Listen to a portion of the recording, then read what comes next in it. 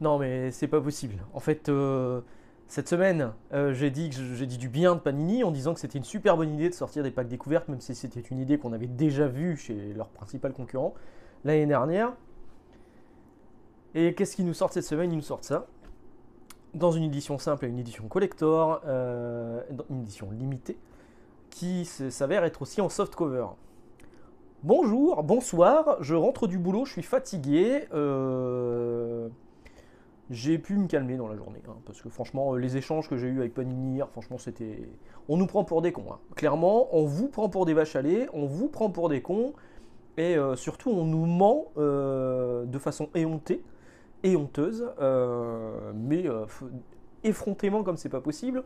Donc, en gros, on va parler aujourd'hui de Marvel Comics, donc la nouvelle relance des fascicules Panini que je vais vous inviter à boycotter, hein. Ça coûte 16 euros en édition normale, ça coûte 20,99 € en édition limitée. Et cette semaine, quand c'est arrivé dans les librairies, Excalibur Comics a été le premier à en parler. Ils ont mis un post en disant on s'attendait à ce que ce soit du hardcover, et c'est aussi du softcover pour l'édition limitée. C'est aussi une couverture souple comme ça. Panini, depuis le début, nous dit que c'est exactement la même formule que ce qu'on a connu sur Heroes Reborn, sur King in Black, sur Dawn of X, etc.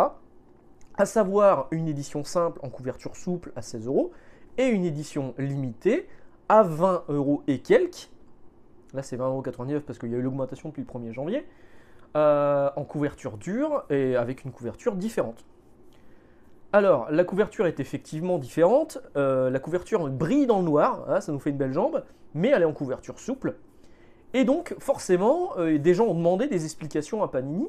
La réponse de Panini a été c'est une erreur. En parlant d'un post qu'ils avaient mis eux-mêmes samedi dernier, en disant hardcover ou softcover.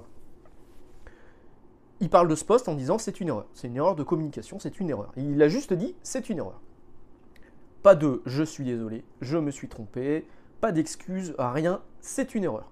Démerdez-vous avec ça. Lui-même semblait découvrir que c'était du softcover. A pris un peu sur le fait. Donc moi, j'ai aussi mis un message pour dire pardon, mais quand nous on l'a commandé en librairie, c'était bien précisé hardcover dans les annonces. Et donc on l'a commandé en tout état de cause en pensant que ça serait du hardcover. On a passé une certaine quantité de commandes. Finalement, c'est de la vente ferme hein, sur l'édition limitée. C'est-à-dire qu'en fait, les éditions normales comme celle-ci, vous pouvez les renvoyer. Au bout de 2 mois, vous pouvez les renvoyer, il n'y a aucun souci. Ils vous font un avoir et puis vous rachetez autre chose derrière. Pour les éditions en vente ferme, les éditions limitées, c'est de la vente ferme. Donc en fait, vous le commandez, il n'y a pas de retour possible. Vous le vendez très bien, vous le vendez pas, tant pis. Après, vous en débarrassez si vous voulez, mais il n'y a pas de retour possible directement chez le distributeur. Ça va rachète pour Panini. Et donc c'est de la vente ferme. Donc du coup, nous, on s'est basé sur des informations qui nous ont été données par Panini Comics et qui ont été fausses. Donc des informations fausses pour commander ça. Donc je lui demande, est-ce qu'il y aura un retour possible vu que c'est de la vente ferme? On a déjà des désistements sur les précaux. Comment on fait concrètement? La réponse, c'est non. Depuis le début, on dit que c'est du softcover. Non, depuis le début, vous dites que c'est du hardcover. Quelqu'un m'a même dit, alors j'ai pas pu vérifier, hein, ils ont modifié les posts d'époque où ça parlait de hardcover pour supprimer le moment où c'était écrit qu'il y avait deux possibilités, deux choix possibles. Sauf que ce qu'ils ne peuvent pas modifier, c'est ce qui est écrit dans la base des libraires, sur laquelle nous, on se base quand on fait des commandes, qui sont aussi notre moyen de communiquer avec le client. Un client qui vient me voir en me disant « je voudrais commander Marvel Comics, je vois qu'il y a 2 éditions, c'est quoi la différence ?» Sur le descriptif qui est écrit par Panini, c'est pas écrit par n'importe qui, c'est pas un libraire ou un mec n'importe quoi qui a écrit un truc au hasard. C'est Panini qui nous avait fourni, enfin qui fournit aux gens qui font les bases de librairie, donc il y en a plusieurs, hein, il y a Medialog, il y a Orb, il y en a plein, hein, et c'est tous le même descriptif. C'est bien précisé dessus, softcover ou hardcover, c'est au lecteur de faire le choix. En précisant que c'est la même formule que Dawn of X, machin, la formule qui fait le succès. Donc du coup, c'est un mensonge. Parce que le CM de Panini me dit Non, non, ça n'a jamais été le cas. Moi, je prends le screen, je poste le screen, et je lui dis, ça me paraît assez clair, c'est écrit hardcover à softcover. Bah là, évidemment, il n'y a plus de réponse. Il n'y a plus de réponse. Il y a quand même des gens qui sont capables de défendre Panini en disant, oui, mais non, il disait softcover. Oui, alors, le post de samedi dernier disait hardcover. Un post d'il y a plusieurs semaines qui a été remonté par le camarade Mister No, d'ailleurs, que je salue ici. 14 semaines, je crois qu'il avait mis. Pareil, ça parlait d'un hardcover. Nous, depuis le début, on pense que c'est du hardcover. Et eux maintiennent que depuis le début, c'était bien précisé softcover. Bah, ok. Mais moi, dans la base des librairies, dans la base qui nous sert à commander, c'est pas ce qui est précisé et c'est pas ce qui nous a été vendu au moment où on a passé les commandes. Donc, non seulement ils n'assument pas leurs erreurs, mais en plus de ça, ils nous accusent de. Enfin, ils mentent ouvertement sur le fait que ce ne soit jamais précisé, parce qu'il m'a dit clairement, le CM de Panini, il m'a dit clairement, même dans la base des librairies, c'était pas précisé hardcover. Or, c'est faux, le screen je l'ai, je lui ai envoyé, et depuis, plus aucune réponse. Enfin, évidemment, comme d'habitude. Donc, on nous prend pour des cons. Donc, je vous invite vraiment à boycotter ce truc de merde, Marvel Comics, parce que non seulement on se fout de notre gueule, mais en plus de ça, je vous ai dit il n'y a pas longtemps ce qu'il y avait à l'intérieur, comment passer à la VO avant de passer à ça, et non. Non, non, non, non, non. Alors là, je vais parler de ce qu'il y a à l'intérieur maintenant. Je vais arrêter un petit peu mon coup de gueule sur le fait qu'on nous prenne pour des cons. Donc là-dedans, vous avez, je crois que vous avez 5 épisodes, 4 épisodes, 61, 60, 61, 62, 63. Il y a 4 épisodes de Amazing Spider-Man, donc qui sont entre deux trade paperback américains. Je vous l'avais dit dans ma vidéo sur la VO avant de passer à ça. Il y a un épisode d'Avengers, qui est le numéro 46, qui est le début de l'arc sur World She-Hulk, qui est franchement pas mal en plus. Enfin, ça a l'air d'être une partie, parce que Jason Aaron, il y a des hauts, il y a des bas sur Avengers. Mais là, ça a l'air d'être plutôt bien. J'attends mon TPBVO pour lire l'intégralité et me faire un avis définitif. Il est en cours de livraison là. Il est parti de chez Book Depository. Je l'ai commandé chez Book Depository en espérant ne pas avoir de taxes. Il y a Iron Man 11 qui reste. En plus, Iron Man 11, vous arrivez en plein milieu d'un arc, donc c'est un peu complètement con.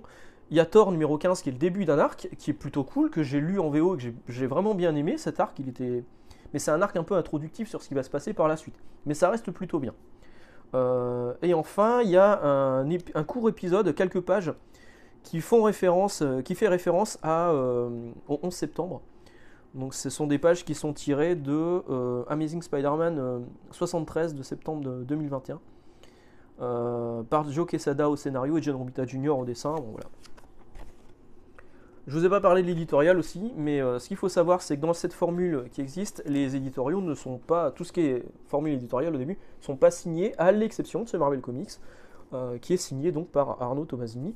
À part pour flatter l'ego, je vois pas pourquoi là c'est signé, alors que dans les autres titres de chez Panini, il n'y a plus de signature. On comprend pas trop. Donc, des épisodes de Spider-Man par Nick Spencer qui sont pas complètement fous et qui en plus de ça sont au milieu de son run, donc si vous n'avez pas lu le début du run, on voit pas tellement l'intérêt. Un épisode d'Avengers qui démarre sur une nouvelle qui est après Heroes Reborn. Tiens d'ailleurs c'est après Heroes Reborn, alors qu'Heroes Reborn c'est toujours pas fini de publication en France. Tout va bien. Donc c'est après Heroes Reborn. Un épisode d'Iron Man que moi je trouve pas terrible et un épisode de Thor qui est plutôt bien avec quelques pages bonus de Amazing Spider-Man. Bon, encore une fois, je vais pas vous le recommander. Il y a un moment, il faudrait peut-être que Panini se pose les bonnes questions et arrête d'essayer des trucs. Arrêtez d'essayer des trucs, ça ne sert à rien. Clairement, vous avez prouvé aujourd'hui que vous pouvez faire du softcover à 16 € en gros volume. Donc vous pouvez faire l'équivalent des trade paperback américains qui sont en softcover avec beaucoup de pages.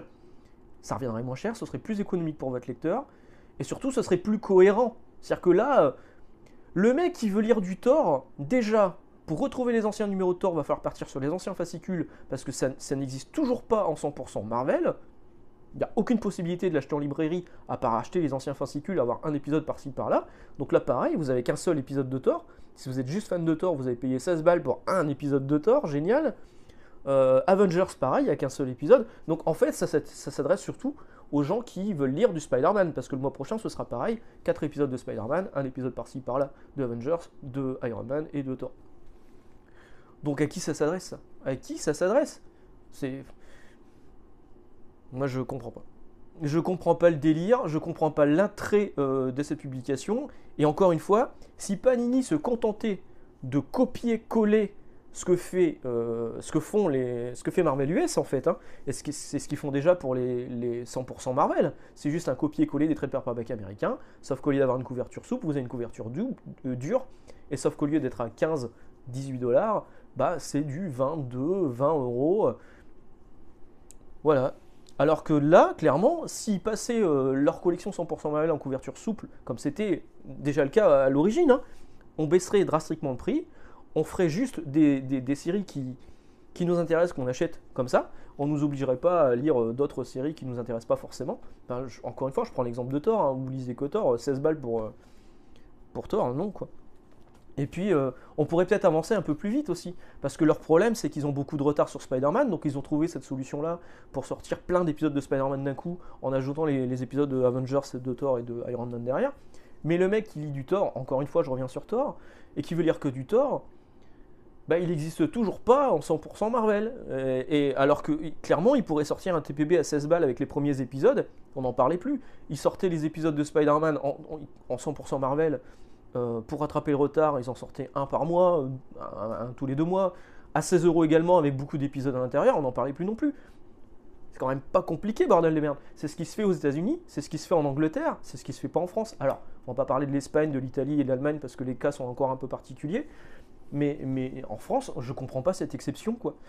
Et encore une fois, quand ils prennent une décision, elle est systématiquement débile, mais toujours inattendue, je l'ai déjà dit. Et là, le fait que Panini, en plus de ça, nous ment ouvertement à nous les libraires et à vous lecteurs, boycottez-le. Ne l'achetez pas. Franchement, ne l'achetez pas. N'achetez ni la version collector, qui en plus de ça est vraiment... En plus, alors moi au boulot j'en ai pas reçu beaucoup, j'en ai reçu 2. Et sur les 2, il y en a une, la couverture était floue, il y avait un léger décalage sur l'effet phosphorescent par rapport à la couverture normale, donc ça faisait un effet un peu flou. Pourri. Bref, n'achetez pas Marvel Comics, passez à la VO si vous pouvez passer à la VO, ou alors attendez les 100% Marvel des séries qui vous intéressent par la suite, mais là il va falloir vous armer beaucoup de patience. Ou alors, c'est triste à dire, mais abonnez-vous sur des comics en ligne en fait, sur Comic City, ce genre de choses, s'ils proposent la VF, parce que là, la formule qu'on nous propose aujourd'hui, franchement, elle va pas. Et ce qu'il faudrait, c'est vraiment qu'il y ait pas de bonne vente là-dessus, que Panini se ravise et change complètement son fusil d'épaule en disant ok, on a merdé, mais a priori, quand on leur met clairement, on les prend la main dans le pot de Nutella, hein, mais clairement, hein, et ben même là, ils ne savent pas dire effectivement, on a peut-être fait une erreur, on s'en excuse, et puis non, c'est juste, c'est une erreur. Basta, et non, depuis le début, on dit que c'est du soft cover. Ce qui est faux. Ce qui est faux. Voilà. Bah sur ce, je vais vous laisser. Je vous souhaite une excellente soirée. Moi, c'est la soirée. Vous, excellente journée, d'excellentes lectures. Et on va se retrouver dimanche où on parlera d'autres magnifiques boulettes qui ont été faites chez Panini cette semaine. Ciao!